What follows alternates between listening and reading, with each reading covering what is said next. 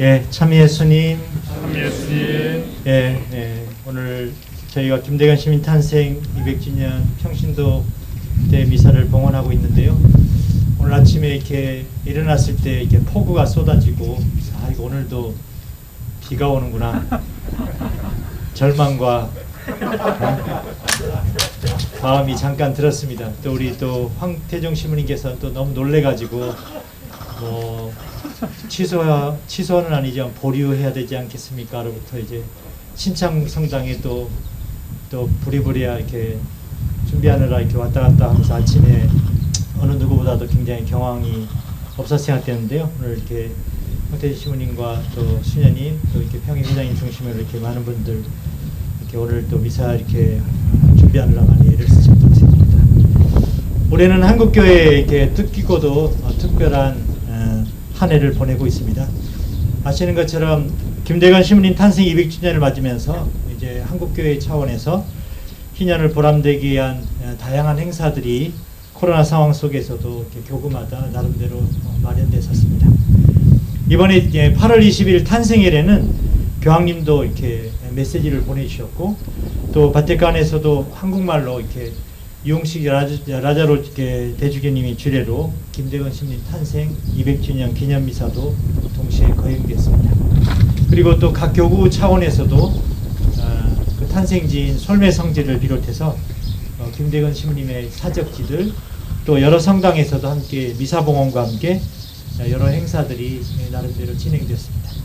또 평화방송을 통해서도 여러 언론 매체 안에서 김대건 시민님에 대한 묵상, 책, 또 여러 성찰을 심도 있게 전하면서 김대건 시민님의 그런 올곧은 순교의 삶을 오늘의 시대에 걸맞게 찾아보자는 다짐도 제시해 주었습니다. 먼저 코로나 상황이 이렇게 지금 여전히 심각한 국면을 벗어나지 못해서 오늘도 불안함과 함께 어떻게 이 시기를 신앙 안에서 우리가 살아야 하는지를 고민이 많은 시간이라 생각합니다. 저는 먼저 어느 수도자의 글인데요. 오늘 여러분에게 좀 소개해 주고 싶습니다. 그래서 한국순교복자 성직수도회에 이영진 신부님이라고 계시는데요. 이 신부님이 영성생활이라고 하는 수도자들이 이렇게 쓰는 잡지에다가 이렇게 글을 실은 내용입니다. 이렇게 시작합니다. 코로나19는 사도직을 밀어냈습니다. 사도직이 멈췄고 점점 수도의 형제들이 쉬기 시작했습니다. 그래서 심을 갈구하던 형제들도 오랜만에 오랜 심에 불안해했고, 그동안 열심한 사도직을 하면서 우리는 열심한 수도자라는 공식이 차츰 깨지기 시작했습니다. 익숙한 형제들 안에서 자신을 드러내고 또 업적을 평가할 수 있는 좋은 도구는 그동안 늘 열심한 사도직 참여였음을 부인할 수 없었다는 것입니다. 그런데 그 자리가 이제 코로나19 때문에 사라졌습니다. 그리고 그 빈자리에는 단조로운 생활만이 새롭게 남게 되었습니다.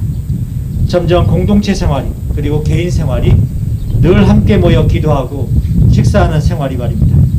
그렇게 사도직이 사라진 그 자리가 쑥스러웠나 봅니다. 단순한 삶과 형제적인 일치, 그리고 기도의 삶이 수도 생활의 본질임을 알면서도 우리는 사도직을 통한 인정과 또 바쁨, 책임감 속에서 두 눈을 가리고 살았나 봅니다. 그래서 코로나19가 앗아간 사도직의 그 공허감이 우리의 기쁨마저 가져갔다고 말하고 있는지도 모르겠습니다. 어느 날 우연히 만나게 된 커피 기계는 생두의 껍질을 벗겨내고 먹음직스럽게 커피콩을 만들어 우리에게 내주었습니다. 그 과정을 바라보면서 마치 우리 공동체를 가리고 있던 무언가를 벗겨내준 것 같은 느낌이었습니다. 코로나19로 인해 좌절했고, 코로나로 인해 모이게 되었고, 코로나로 인해 아무것도 안 하게 되었지만, 코로나로 인해 매일 보게 되었고, 코로나로 인해 성당에 앉게 되었으며, 코로나로 인해 대화하게 되지 않았나 싶습니다. 어쩌면 지금의 이 작은 기쁨이 수도생활에서 오는 기쁨이라면 이제 사도직과 수도생활 안에서의 그 작은 균형점을 찾을 수 있지 않을까 생각해 봅니다. 라고 글을 냈습니다. 자, 오늘 여러분은 어떻습니까? 오늘의 수도자로 또 사제로 평신도로 살아가면서 각자 신앙이 주는 기쁨과 그 위로들을 놓치고 있지는 않습니까? 오늘은 무엇보다 김대건 탄생 200주년 의미를 다시금 기억하게 합니다. 아시는 것처럼 1821년 8월 21일 탄생한 신부님은 박해식이 1837년 15살 나이에 마카오로 유학을 떠났습니다. 그리고 유학 과정에서 공부뿐만 아니라 참된 목자로서의 그 자질을 갖추기 위한 다양한 신앙 체험들을 했다고 합니다. 여기엔 늘 하나님의 크신 사랑의 섭리가 아니고서는 설명될 수 없는 하나님의 그 분명한 뜻이 있었습니다. 당시 그분은 신학생으로 선발됐던 것만으로 모든 것이 끝나지 않았습니다. 정말 하루하루 매일이 영신수련으로 다가오는 많은 유혹들을 이겨냈습니다. 사실 김대건 신부님의 외국에서의 신학교 생활은 제대로 된 영양 보충할 수 없었던 시기라 건강을 유지하는 것도 쉽지 않은 일입니다. 또 양성에 있어서도 낯선 신학교에서 매 순간 사제직을 준비하는 사람으로서 주어진 그 규칙과 계명 준수 외에도 자유롭게 완덕을 살아가기 위해 자기중심적인 것들을 하나하나 포기하는 것도 만만치 않았습니다. 그리고 박해시기에도 불구하고 타국에서 1844년 부제품과 1845년 사제품을 받고 고국에 복음화라는 일념 하나로 무모한 해상 순례를 목숨 걸고 감행했습니다. 당시 정황을 들어보면 돛이 부러져 나가고 키가 넘어지는 사이에도 오직 굳건한 믿음의 힘만을 의지하였다고 합니다. 김대건 신부님은 항해 가운데 만나는 무서운 그 풍랑들을 바라보면서 성모님의 보호심을 간절히 기도했습니다. 그래서 여기저기 상처가 난 신부님 자신을 볼 때마다 라파엘 천사의 치유의 손길을 기억하며 여행자의 주보로 대이름을 명명하기도 했습니다. 잠시 부제품을 받고 다시 한국 땅을 밟았을 때 박해식이었고 선교사들과 또 자신의 정체가 혹시 발각될까봐 염려하면서 자신의 친어머니도 만나지 못하고 그냥 떠돌아다니고 있다는 그 어머니의 소식만 들어야 했습니다. 이 얼마나 가슴 아픈 순간이었습니까? 또 다시금 중국으로 들어가게 되었고 꿈에 그리던 사제 서품을 중국 상하이에 있는 금강 성당에서 받았습니다. 거기서 잠시 주교님과 시민들을 모시고 본격적으로 선교의 그 길을 개척하면서 부푼 꿈을 안고 고국을 향해 출발했습니다. 마침내 처음으로 도착한 곳은 예상한 것과는 전혀 다른 생각하지 못했던 바로 이곳 제주도 용수포구였습니다. 그때가 1945년 9월 28일입니다. 그동안 모두가 오랜 고난과 시련 속에 달려온 길이라 배는 처참하게 모두 망가져갔고 남몰래 숨어 지내한 순간들도 사실 있었습니다. 그러나 인심 많았던 제주도민들의 여러 도움으로 배도 수리하고 또다시 항해를 시작해서 드디어 육지 강경포 해안에 이르렀습니다. 그리고 김대건 신부님은 이어진 고국에서의 신자 공동체와의 그 감동스러운 만남들과 함께 동행했던 서양 선교사들이 이제 편안히 계속해서 선교할 수 있는 터전을 오직 개척하는 일은 너무나 큰 영광이자 고난이었지만 무엇보다 자신에게 주어진 운명으로 받아들였습니다. 그리고 마침내 1846년 9월 16일 세남터에서 김대건 신부님은 장렬하게 순교하셨습니다. 그때 나이가 고작 26세입니다. 정말 그렇게 고생하고 사제가 되었는데 시대를 잘못 만났는지 자신의 성소의 꿈을 모두 펼치지 못한 채 엄청난 박해의 그 칼날을 벗어나지 못했습니다.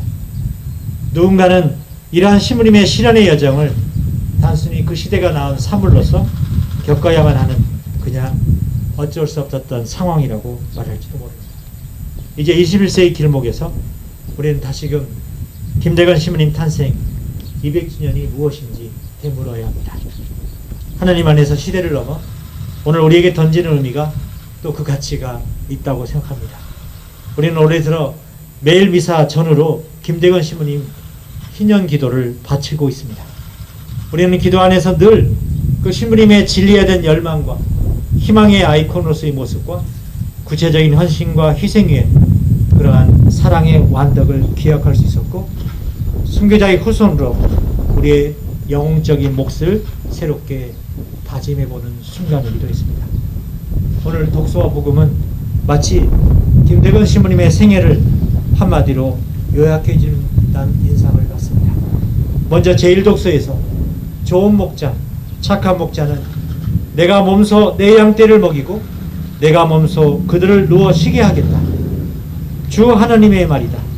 잃어버린 양은 찾아내고 흩어진 양은 도로 데려오며 부서진 양은 싸매주고 아픈 것은 원기를 북돋아 주겠다. 그러나 기름지고 힘센 양은 없애버리겠다. 나는 이렇게 공정으로 양떼를 먹이겠다 라고 말씀하고 있습니다. 참으로 에제키엘 예언자의 목자상과 바로 김대건 신부님의 모습이 그대로 겹쳐지는 듯합니다. 그리고 이어지는 요한복음에서도 착한 목자는 양들을 위하여 자기 목숨을 내놓는다. 사건은 목자가 아니고 양도 자기 것이 아니기 때문에 이리가 오는 것을 보면 양들을 버리고 달아난다. 그러면 이리는 양들을 물어가고 양떼를 흩어버린다. 나는 착한 목자다. 나는 내 양들을 알고 내 양들은 나를 안다. 나는 내 양들을 위하여 목숨을 내놓는다. 그러나 이들에게는 이 우리 안에 들어있지 않은 양들도 있다. 나는 그들도 데려와야 한다 라고 고백하고 있습니다. 무엇보다 김대건 신부님은 우리 민족을 위한 산제물로 순교하셨습니다. 오직 양들을 위해 목숨을 바친 예수님의 길을 그대로 철저히 걸어가셨습니다. 그래야 미랄이 땅에 떨어져 많은 열매를 맺는 삶을 충실히 보여준 진정한 착한 목자이셨습니다. 오늘 우리는 이러한 목자를 모시게 된 것은 한국교회의 크나큰 자랑인 것입니다. 그리고 이를 따라서 두 번째 사제인 가경자 최양합 신부님을 비롯하여 오늘 한국교회의 사제들이 뒤를 계속 이어가고 있습니다.